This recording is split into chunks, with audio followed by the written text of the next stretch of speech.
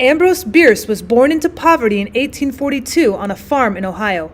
Although he had no formal education, his father taught him to read and write before he left to make his own way in the world, joining the Union Army as a teenager in 1861. After surviving horrific battles out east, Bierce settled out west in San Francisco, marrying and publishing collections of war stories to audiences still eager to read them.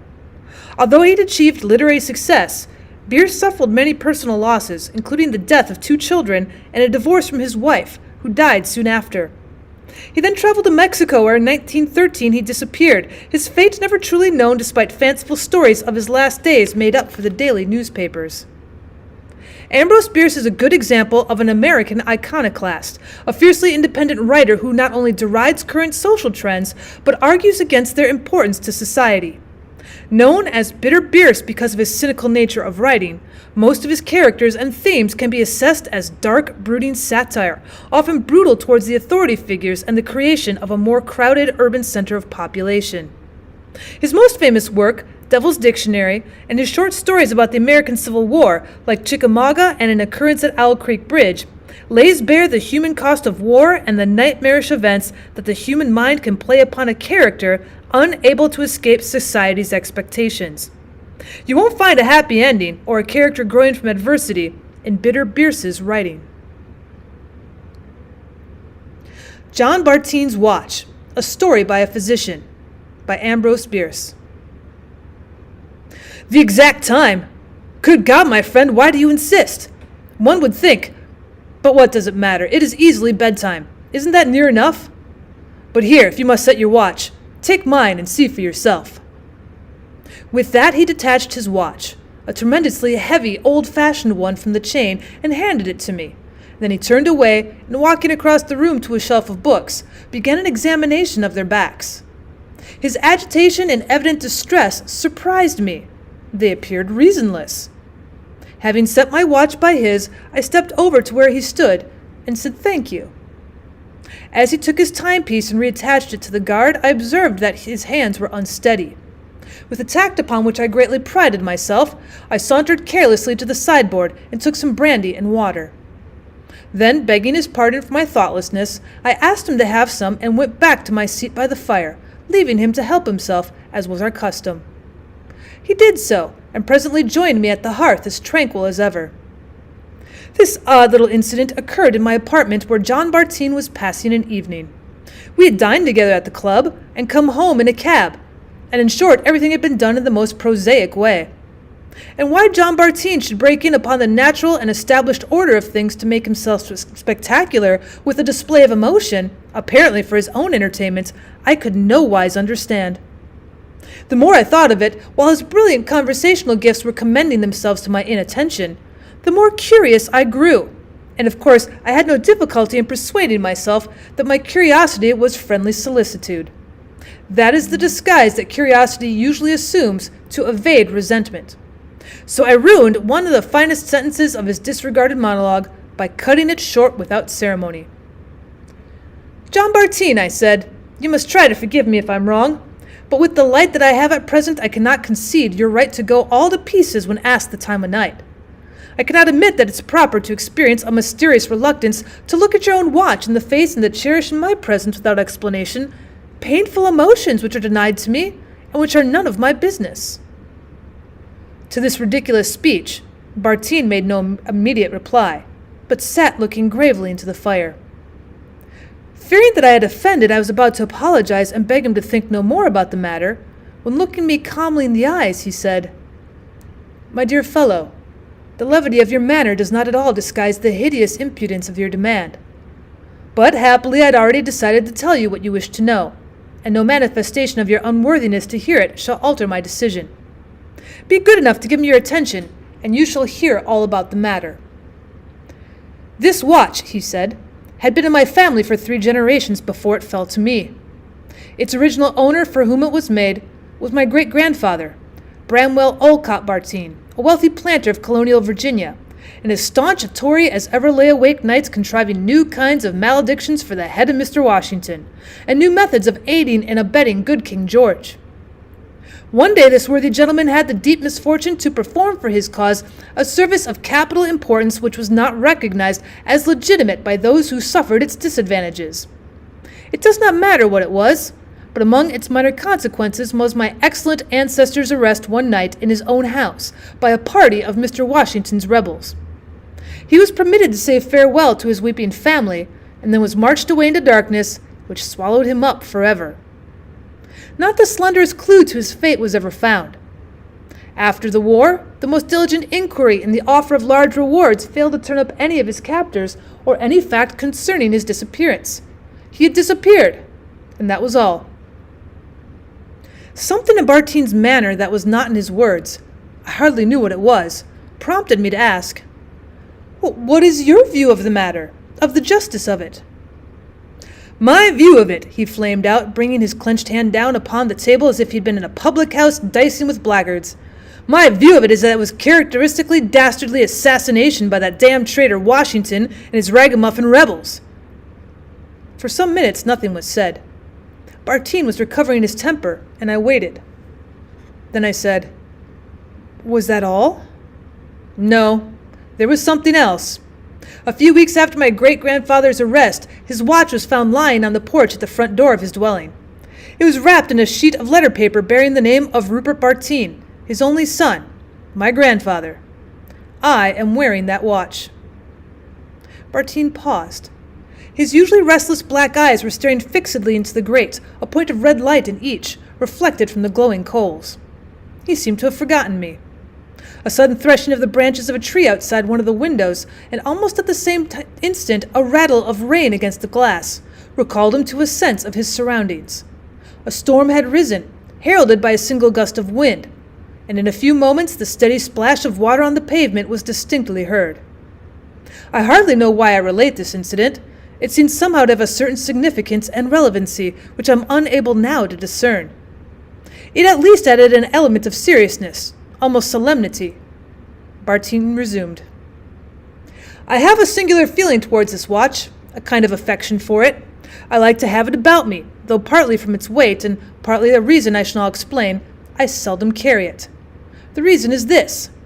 Every evening when I have it with me, I feel an unaccountable desire to open and consult it, even if I can think of no reason for wishing to know the time. But if I yield to it, the moment my eyes rest upon the dial, I am filled with a mysterious apprehension, a sense of imminent calamity. And this is the more insupportable the nearer it is to 11 o'clock. By this watch, no matter what the actual hour may be. After the hands have registered 11, the desire to look is gone.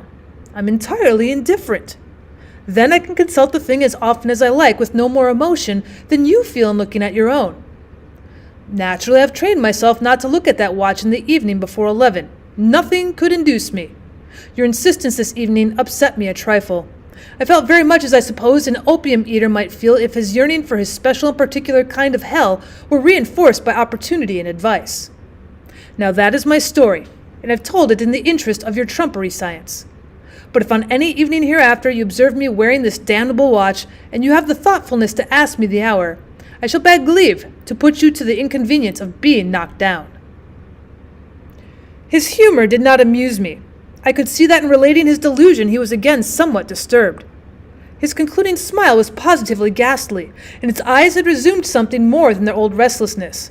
They shifted hither and thither about the room with apparent aimlessness, and I had fancied had taken on a wild expression, such as is sometimes observed in cases of dementia. Perhaps this was my own imagination, but at any rate I was now persuaded that my friend was afflicted with the most singular and interesting monomania. Without, I trust, any abatement of my affectionate solicitude for him as a friend, I began to regard him as a patient, rich in possibilities of profitable study. Why not? Had he not described his delusion in the interest of science? Ah, poor fellow, he was doing more for science than he knew. Not only his story, but himself was in evidence. I should cure him if I could, of course, but first, I should make a little experiment in psychology. Nay, the experiment itself might be a step in his restoration. "That is very frank and friendly of you, Bartines," I said cordially, "and I'm rather proud of your confidence. It is all very odd, certainly. Do you mind showing me the watch?" He detached it from his waistcoat, chain and all, and passed it to me without a word. The case was of gold, very thick and strong, and singularly engraved. After closely examining the dial and observing that it was nearly 12 o'clock, I opened it at the back and was interested to observe an inner case of ivory, upon which was painted a miniature portrait in that exquisite and delicate manner which was in vogue during the 18th century. "Why, bless my soul!" I exclaimed, feeling a sharp artistic delight. "How under the sun did you get that done? I thought miniature painting on ivory was a lost art." "Oh, that," he replied, gravely smiling, "is not I. It's my excellent great-grandfather, the late Bramwell Olcott Bartine, Esquire, of Virginia. He was younger then than later, about my age, in fact. It is said to resemble me. Do you think so?" "Resemble you? Well, I should say so. Barring the costume which I suppose you to have assumed out of compliment to the art, or for brazenblance, or so to say, and the then known mustache, that the portrait is you in every feature, line, and expression." No more was said at that time. Bartine took a book from the table and began reading. I heard outside the incessant splash of the rain in the street. There were occasional hurried footfalls on the sidewalks, and once a slower, heavier tread seemed to cease at my door. A policeman, I thought, seeking shelter in the doorway. The boughs of the trees tapped significantly on these window panes, as if asking for admittance. I remembered all through these years and years of a wiser, graver life. Seeing myself unobserved, I took the old-fashioned key that dangled from the chain and quickly turned back the hands of watch a full hour. And then closing the case, I handed Bartine his property and saw him replace it on his person. "I think you said," I began with assumed carelessness, "that after 11 the sight of the dial no longer affects you. As it is now nearly 12, looking at my own timepiece, perhaps if you don't resent my pursuit of proof, you will look at it now." He smiled good-humoredly and pulled out the watch again, opened it, and instantly sprang to his feet with a cry that heaven has not the mercy to permit me to forget. His eyes, their blackness strikingly intensified by the pallor of his face, were fixed upon the watch, which he clutched in both hands. For some time he remained in that attitude without uttering another sound, and then in a voice that I should not have recognized as his, he said, "Damn you! It is 2 minutes to 11. I was not unprepared for some such outbreak, and without rising replied calmly enough, "I beg your pardon. I must have misread your watch in setting my own by it." He shut the case with a sharp snap and put the watch in his pocket. He looked at me and made an attempt to smile, but his lower lip quivered and he seemed unable to close his mouth. His hands also were shaking, and he thrust them clenched into the pockets of his sack coat. The courageous spirit was manifestly endeavoring to subdue the coward body. The effort was too great. He began to sway from side to side as from vertigo, and before I could spring from my chair to support him, his knees gave way and he pitched awkwardly forward and fell upon his face. I sprang to assist him to rise. But when John Bartine rises, we shall all rise. The post-mortem examination disclosed nothing. Every organ was normal and sound. But when the body had been prepared for burial, a faint dark circle was seen to have developed around the neck. At least I was so assured by several persons who said they saw it. But of my own knowledge I cannot say if that was true. Nor can I set limitations to the law of heredity. I do not know that in the spiritual world a sentiment or emotion may not survive the heart that held it, and seek expression in a kindred life ages removed. Surely if I were to guess the fate of Bramwell Olcott Bartine, I should guess that he was hanged at 11 o'clock in the evening, and that he had been allowed several hours in which to prepare for the change. As to John Bartine, my friend, my patient for 5 minutes, and, heaven forgive me, my victim for eternity, there is no more to say. He is buried, and his watch with him. I saw to that. May God rest his soul in paradise, and the soul of his Virginian ancestor, if indeed they are two souls.